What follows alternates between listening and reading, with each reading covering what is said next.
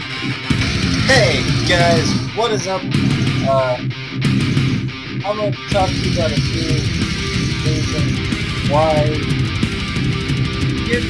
Konami is fucking up right now on the archetypes they're putting out and they have put out recently. To start it off, we've got Dragon Rulers. That's right, Dragon Rulers. The biggest brand on the face of Yugioh right now is the Dragon Rulers. These guys, they were like one of the only archetypes that actually came out right out of the gate with everything they need to be meta.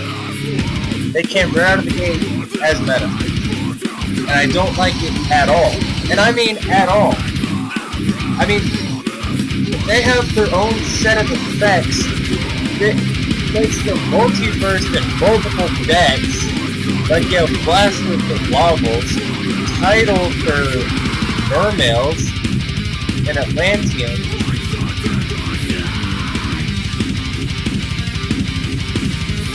I mean,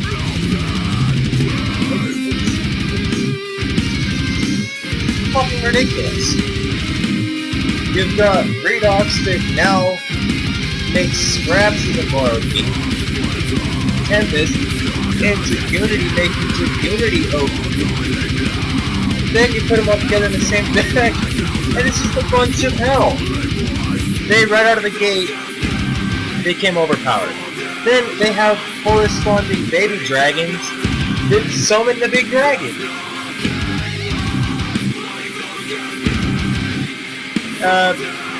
Point taken, Dragon Rulers are by far, out of the gate, one of the most broke decks. They don't take a lot of different variation to make Dragon Rulers good. And what makes them good? The ability to rank 7 every turn? The ability to special summon huge power monsters every turn?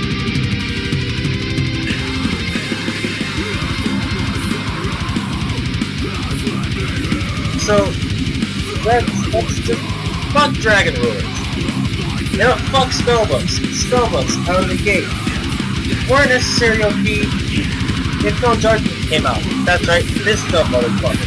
Which, according to what I've seen about the next ban list, is gonna get banned. So where are you gonna be announced Spellbooks? Nowhere. I mean, you've got power to boost them.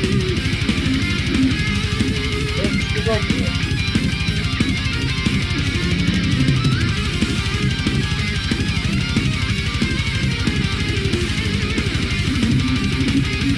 I mean, what the fuck is Konami? What the fuck was Konami thinking? You've got High Priestess. Banish the Spellbook card, destroy a card. What the fuck were they thinking? That's okay enough. The amount of prophecy cards that go with this is ridiculous. The amount of combos that go with this is ridiculous. What the fuck, Konami? 6 Samurai. 6 Samurai, one of the most hated decks on the face of Yugioh. One of the most loved, but also one of the most hated. I mean, literally one of the most hated. They spam like crazy, they go nuts, they do a lot of work, and it is by far just, it's evil. It is evil, and they have spam support spells that special summon. They special summon from hand. They go crazy. They loop. They even have their own personal synchro monster that negates things. Come on! Like, that's ridiculous.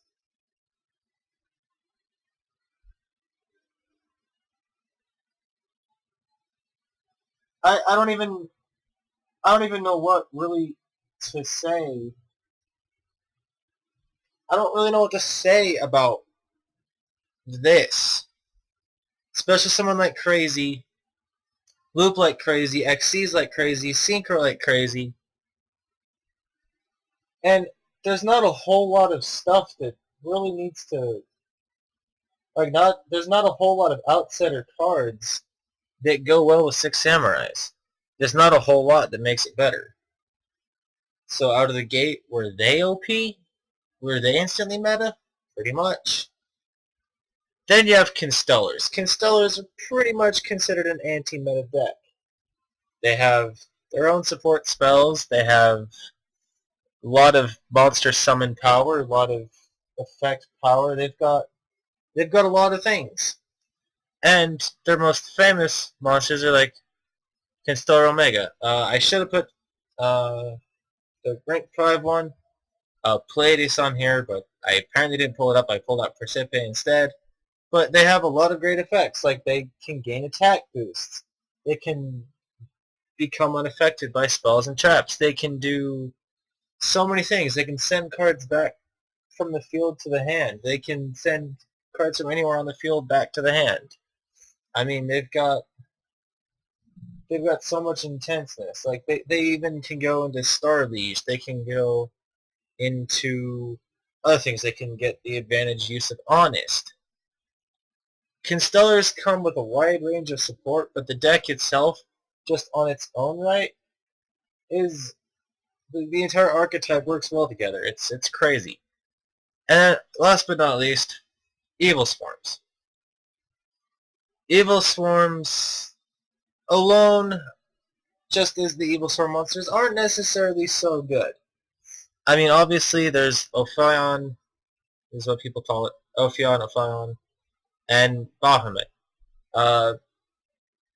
Bahamut takes control of monsters. Ophion stops special summons of big monsters, which is good.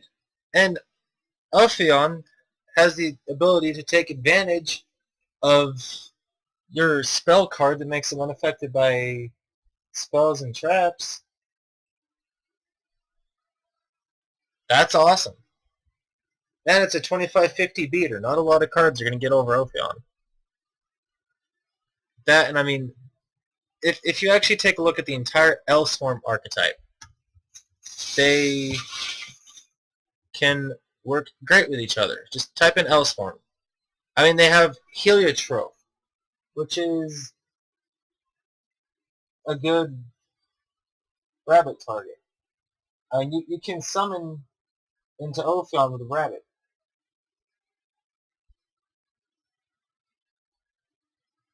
It's ridiculous. It is absolutely ridiculous. Then, if you play them with the Steel Swarms, the other half of the L-Swarm archetype, you can get some more crazy combos off. Like, there's a lot of stuff you can use. Like, you can use Karakion, and then normal summon an L-Swarm monster for 1 less tribute. So that could be used for normal summoning a Mantis, which Mantis in his own right is just really strong. Mantis. When you tribute summon a Steel Swarm monster, you can pay 1,000 life points to target a Steel Swarm monster in your graveyard and special summon it, which is extremely good. Extremely powerful. And there's nothing wrong with Mantis. Mantis is a level 5. You can rank 5 with Mantis. You have Moth. Pay 1,000 life points, targeted to 2 cards your opponent controls, return to your hand. Mixing Evil Swarms with Steel Swarms was the greatest thing that the archetype could ever do. I mean, Steel Swarms can make Ophion. Steel Swarms can make Bahamut, making them OP. Then you can send like your cell for Garistag, and then send a card to the graveyard. Gets you over Zenmaines, gets you over a lot of shit. Gets you over Stardust, gets you over Red Nova Dragon, gets you over Quasar. Garistag is just too good. Garistag and L-Swarms is good. I even have an L-Swarm deck. But the point is Konami is really fucking up right now with all these big overpowered decks. Another thing that we can go into is look at Boojins. Boojins themselves, they have to coordinate correctly in order to be usable, which is understandable. It requires some other things to make them work. It requires, well, you can use Honest. There's a lot of support cards. I have a Boojin build myself actually here on DN. Like there's an OTK trick that you can do that requires Black Garden. There's some interesting tech that you can use in this deck that makes it work. Tenki. You can search for Mikazuchi and you can search Yamato. You can also play Brotherhood of the Fire Fist Bear in the build. And Bear will pop off cards. This deck is OP. Quillen pops off cards. Ophidian makes the monsters attack directly.